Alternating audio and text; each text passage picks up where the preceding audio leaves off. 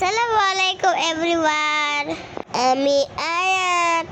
আমার জীবনের প্রথম প্রেজেন্টেশন আপনাদের সবার সাথে শেয়ার করছি। আপনারা অবশ্যই ভিডিও দেখে জানাবেন কেমন হয়েছে।